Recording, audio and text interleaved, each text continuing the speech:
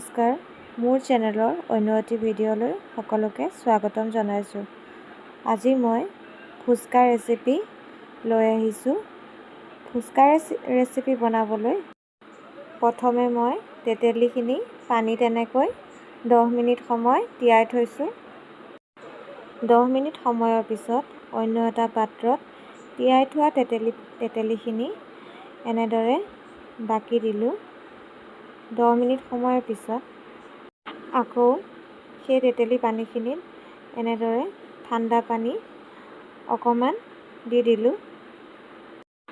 তেতেলী পানীখিনিত এনেদৰে সোৱাদ অনুসৰি নিমখ দিলোঁ, লগতে ক'লা নিমখ অকণমানো দি দিলোঁ।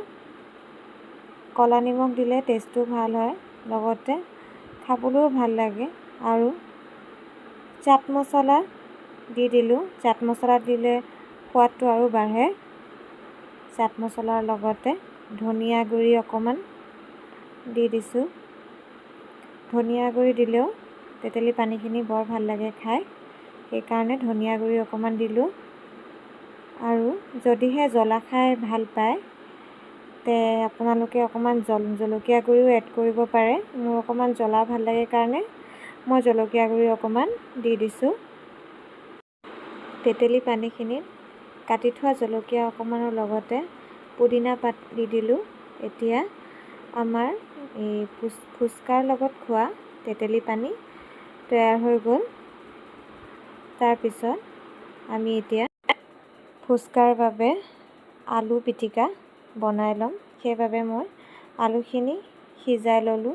সিজাই লোৱা আলুত নিমখ সোৱাদ অনুসৰি দি ল'লোঁ। নিমখৰ পিছত ক'লা নিমখ অকণমান দি ল'লোঁ।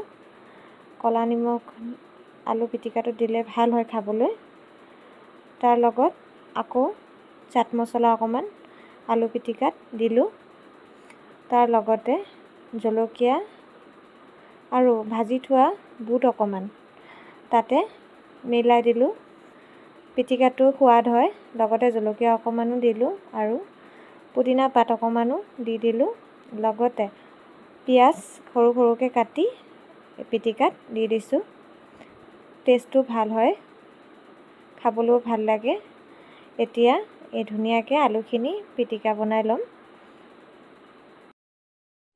ফুচকাৰ লগত খাবলৈ আলু পিটিকা হৈ গ'ল।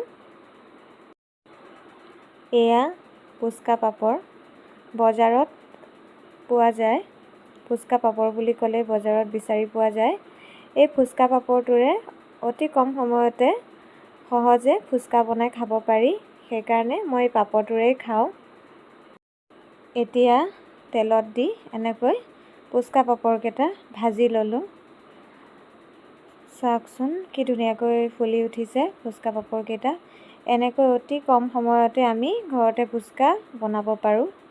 এয়া আমাৰ ফুচকা খাবলৈ ৰেডি হৈ গ'ল। অতি কম সময়তে আমি এনেদৰে ফুচকা ঘৰতে বনাই ল'ব পাৰোঁ। বৰ ধুনীয়া হৈছে দেখিবলৈ। এয়া মই এটা ফুচকা আপোনালোকৰ আগত পৰিৱেশন কৰি দেখুৱাইছোঁ। সঁচাকৈ এনেকৈ ফুচকা খাই ঘৰতে বৰ সোৱাদ লাগে। মই এনেকৈ ঘৰতে বনাই খাই বৰ ভাল পাওঁ। বাহিৰত খোৱাতকৈ এনেকৈ ঘৰতে কেতিয়াবা আপোনালোকে বনাই খাবচোন। সঁচাকৈ বৰ ভাল লাগে, বৰ সোৱাদ লগা হয়।